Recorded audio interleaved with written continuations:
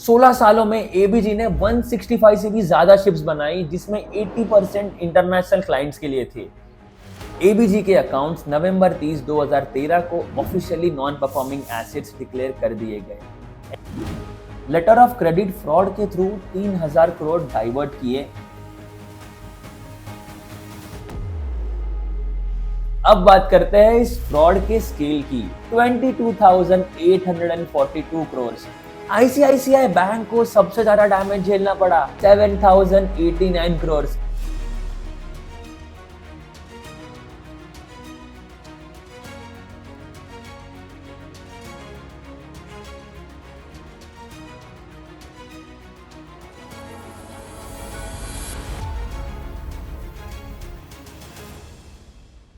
कभी आपने ये सोचा है कि एक शिप बिल्डिंग कंपनी पूरे बैंकिंग सिस्टम को हैक कर सकती है?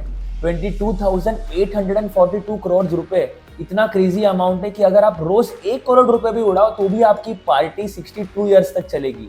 आज मैं आपको बताने वाला हूँ इंडिया के सबसे बड़े बैंकिंग फ्रॉड की कहानी, जिसने 28 बैंक को चूना लगाया, हजारों लोगों की नौकरी भी खत्म की और पूरे बैंकिंग सिस्टम की वाट लगा दी।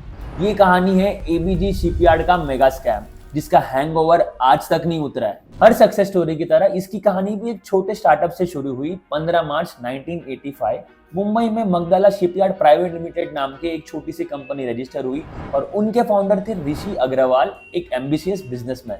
शायद तब तक किसी को यह आइडिया भी नहीं था कि ये छोटा सा स्टार्टअप फ्यूचर में इंडिया का सबसे बड़ा बैंकिंग फ्रॉड बन जाएगा। तो 1995 में कंपनी का नाम चेंज करके एबीजी शिपयार्ड कर दिया गया और प्राइवेट से पब्लिक कंपनी बन गई थी वो। अग्रवाल का प्लान तो बहुत ही सिंपल था, शिप बिल्डिंग मैप में इंडिया को ग्लोबली टॉप पर लाना था। और सच में कुछ ही सालों में एबीजी ने पूरा गेम ही चेंज कर दिया। कंपनी ने सूरत और दहेज में अपने 2 मैसिव शिपयार्ड सेटअप किए और इनिशियली ये कंपनी सिर्फ 20 टन के शिप्स ही बना सकती थी। लेकिन with in no time ABG shipyard Surat में 18,000 डीडब्ल्यूटी और दहेज में 1,20,000 डीडब्ल्यूटी तक शिप्स बनाने लगी। डीडब्ल्यूटी का मतलब ये है कि एक शिप मैक्सिमम कितना वेट कैरी कर सकती है। इमेजिन करो कितना बिग डील था ये एक इंडियन कंपनी के लिए। 2004 में कंपनी को मिला पहला बड़ा break through, Indian coast guard से पोल्यूशन कंट्रोल वेसल बनाने का कॉन्ट्रैक्ट। एबीजी एक राइजिंग स्टार था। तब तक 2008 आ गया, ग्लोबल फाइनेंशियल क्राइसिस। पूरे शिपिंग इंडस्ट्री की बैंड बज गई थी, डिमांड्स ड्रॉप हुए, कॉन्ट्रैक्ट्स रुक गए और फंडिंग सोर्सेज ड्राई अप होने लगे। लेकिन एबीजी के लिए ये सिर्फ एक टेम्पररी सेटबैक नहीं था, ये एक ऐसी प्रॉब्लम थी जो अपकमिंग ईयर्स में फुल ब्लोन डिजास्टर बनने वाली थी। क्राइसिस के बावजूद एबीजी एक्सपांशन मोड में थी। 2010 में वेस्टर्न इंडियन शिपयार्ड को एक्वायर किया। 2011 में इंडियन नेवी से वॉरशिप बनाने का 970 करोड़ का मेगा डील बैक किया।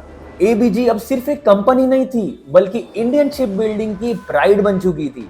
16 सालों में एबीजी ने 165 से भी ज्यादा शिप्स बनाई, जिसमें 80% इंटरनेशनल क्लाइंट्स के लिए थे। इंडिया और अब्रॉड में एबीजी की सॉलिड रेपुटेशन बन गई थी। मीडिया अटेंशन, अवार्ड्स, रिकॉग्निशन सब कुछ था उनके पास। पर सरफेस के नीचे कंपनी ऑलरेडी एक ट्रबल में थी। यू नो व्हाट दे से, जब सब कुछ बाहर से परफेक्ट लगता है तब अंदर कुछ गड़बड़ चल रही होती है। अब जरा ये इमेजिन करो, जब दुनिया भर में शिपिंग कॉन्ट्रैक्ट्स कैंसिल हो रहे थे, क्लाइंट्स गायब हो रहे थे, तब एबीजी के पास रेडी शिप्स पड़े थे जो कोई खरीद नहीं रहा था। उनका वर्किंग कैपिटल कम हो रहा था, डेली एक्सपेंसेस भी कवर करना बहुत मुश्किल हो रहा था। पर अब वियर्ड बात ये थी कि 2005 से 2012 के बीच 28 बैंक का एक ग्रुप एबीजी को कंटिन्यूअसली लोन्स दे रहा था। पर अब सवाल ये है कि बैंक्स को ऐसा क्या दिखा जो हमें नहीं दिख रहा था, या फिर बैंक अपना होमवर्क में कोई मेजर मिस्टेक कर रहा था। एबीजी के अकाउंट्स नवंबर 30, 2013 को officially non performing assets declare कर दिए गए। एनपीए का मतलब ये होता है जब एक कंपनी अपने लोन का रीपेमेंट टाइम पर नहीं कर पा रही हो। लेकिन यह तो बस एक ट्रेलर था, पूरी पिक्चर अभी बाकी है। अब हम स्कैम के मेन प्लॉट पर आते हैं। अर्निस्ट एंड यंग की फॉरेंसिक ऑडिट ने जो रिवील किया वो सीरियसली माइंड ब्लोइंग था। अप्रैल 2012 से जुलाई 2017 तक एबीजी ने बैंक से लोन के नाम पर जो पैसे लिए थे वो कभी एक्चुअली शिप बिल्डिंग के लिए इस्तेमाल ही नहीं किए।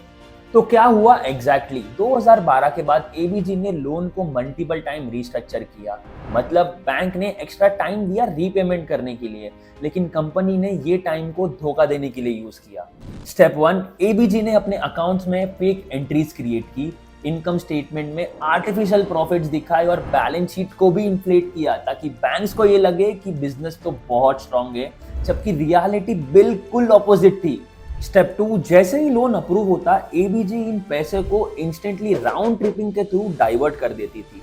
कैसे? कंपनी पैसों को सिंगापुर में एबीजी शिपयार्ड की सब्सिडरी को भेजती, वहां से पैसे शेल कंपनीज में ट्रांसफर किए जाते थे और फाइनली टैक्स हेवन जैसे ब्रिटिश वर्जिन आइलैंड्स में पहुंच जाते थे। And by the time banks को कुछ भी समझता, पैसे गायब हो चुके थे। और फाइनली स्टेप 3 में ये डाइवर्टेड फंड्स वापस इंडिया आते थे, बट एज फॉरेन इन्वेस्टमेंट और अदर सोर्सेज। मतलब बैंक का पैसा बाहर गया, नाम बदलकर वापस आया और किसी को पता भी नहीं चला। और कॉन्क्रीट एग्जांपल 2, 2014 में जब कंपनी ऑलरेडी एनपीए डिक्लेयर हो चुकी थी, तब भी उन्होंने एक लोन के पैसों से दूसरे बैंक के लोन चुकाए। मतलब लेफ्ट पॉकेट से पैसे निकालकर राइट पॉकेट में डाल दिए, जिससे कंपनी को लग रहा था कि पेमेंट्स तो हो रही है, जबकि एक्चुअल में सिर्फ पैसा शफल हो रहा था। अर्नेस्ट एंड यंग की ऑडिट ने स्पेसिफिक ट्रांजैक्शंस को हाईलाइट किए। एबीजी के डायरेक्टर ने बैंक के लोन के पैसों को सिंगापुर में एबीजी सब्सिडरी को 1300 प्लस करोड़ के सस्पिशियस पेमेंट्स किए। रिलेटेड पार्टीज कंपनी जैसे एबीजी इंटरनेशनल को 800 करोड़ से ज्यादा ट्रांसफर भी किए। लेटर ऑफ क्रेडिट फ्रॉड के थ्रू 3000 करोड़ डाइवर्ट किए। फेक वेंडर्स के थ्रू 1400 करोड़ के गोस्ट ट्रांजैक्शंस भी किए। लग्जरी प्रॉपर्टीज और पर्सनल एसेट्स क्रिएट किए, इंक्लूडिंग फॉरेन रियल एस्टेट। दूसरे बिजनेस वेंचर्स को भी फंड किया जो कभी शिपिंग बिजनेस में थे ही नहीं। मार्च 2014 में स्टेट बैंक ऑफ इंडिया ने कंपनी को बचाने के लिए कॉर्पोरेट डेट रीस्ट्रक्चरिंग की कोशिश की। सिंपल वर्ड्स में कहूँ तो कंपनी को डेट रीपे करने का और एक चांस दिया, लेकिन तब तक बहुत देर हो चुकी थी। सीडीआर भी फेल हो गया। अक्टूबर 2016 में स्टैंडर्ड चार्टर्ड बैंक ने एबीजी के खिलाफ फर्स्ट क्रिमिनल कंप्लेंट फाइल की। अगस्त 2017 में आईसीआईसीआई बैंक ने एबीजी को नेशनल कंपनी लॉ ट्रिब्यूनल में ले जाकर बैंक करप्सी की प्रोसीडिंग स्टार्ट करवाई। कंपनी अब ऑफिशियली डूबने की तरफ बढ़ रही थी। जनवरी 2019 में स्टेट बैंक ऑफ इंडिया ने एबीजी शिपयार्ड के केस को फ्रॉड डिक्लेयर किया। अर्नेस्ट एंड यंग की फॉरेंसिक ऑडिट ने एविडेंस कलेक्ट किया कि 2012 से 2017 के बीच में कैसे सिस्टमैटिक फ्रॉड हुआ। पर यहाँ एक मेजर क्वेश्चन अराइज होता है कि इतने बड़े स्कैम को डिटेक्ट होने में 6-7 साल कैसे लगे। अप्रैल 25, 2019 को एनसीएलटी ने एबीजी शिपयार्ड के लिक्विडेशन का ऑर्डर दिया। कंपनी को ऑफिशियली शट डाउन कर दिया गया। एसबीआई ने नवंबर 2019 में सीबीआई को कंप्लेंट की, फिर अगस्त 2020 में डिटेल्ड कंप्लेंट सबमिट की और फाइनली 7 फरवरी 2022 को सीबीआई ने एफआईआर रजिस्टर की। मतलब अकाउंट एनपीए होने के 8 साल बाद एफआईआर रजिस्टर हुई। हमारा बैंकिंग सिस्टम इतना स्लो क्यों है? क्या लूपहोल्स है जो इतने बड़े फ्रॉड को ईयर्स तक अनडिटेक्टेड रहने देते हैं? सीबीआई ने ऋषि अग्रवाल और एबीजी के अदर डायरेक्टर्स के अगेंस्ट लुकआउट सर्कुलर इश्यू की है ताकि वो देश के बाहर भाग ना पाए। सितंबर 2022 में ऋषि अग्रवाल को अरेस्ट किया गया, पर दिसंबर में उन्हें बेल मिल गई। नवंबर 2022 में सीबीआई ने 25 इंडिविजुअल्स और कंपनी के अगेंस्ट एक चार्जशीट फाइल की। एनफोर्समेंट डायरेक्टरेट ने मनी लॉन्ड्रिंग के इन्वेस्टिगेशन स्टार्ट की और 2747 करोड़ की प्रॉपर्टीज अटैच की। अब बात करते हैं इस फ्रॉड के स्केल की। 22,842 करोड़। ये नीरव मोदी स्कैम से भी बड़ा स्कैम था और इसमें 28 बैंक का ग्रुप भी इन्वॉल्व था। आईसीआईसीआई बैंक को सबसे ज्यादा डैमेज झेलना पड़ा, 7,089 करोड़ का। आईडीबीआई बैंक को 3,639 करोड़ का। स्टेट बैंक ऑफ इंडिया को 2,925 करोड़ का।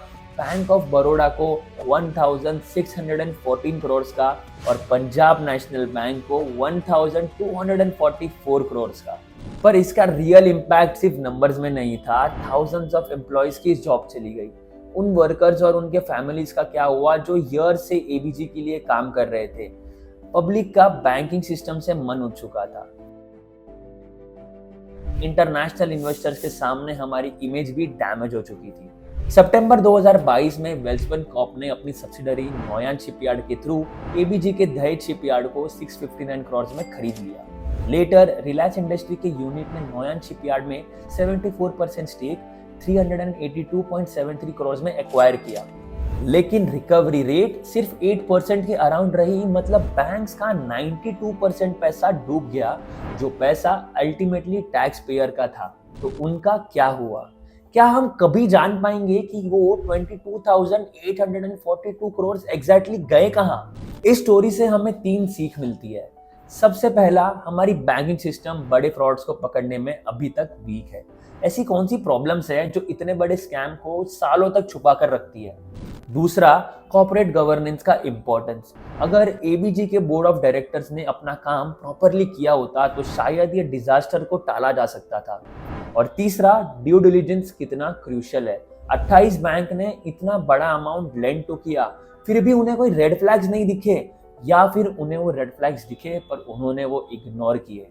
तो अगर आपको ये वीडियो इन्फॉर्मेटिव लगी तो इसे लाइक और शेयर जरूर करना। कमेंट्स में मुझे बताओ कि तुम्हें कौन सा फाइनेंशियल स्कैम सबसे ज्यादा शॉकिंग लगता है।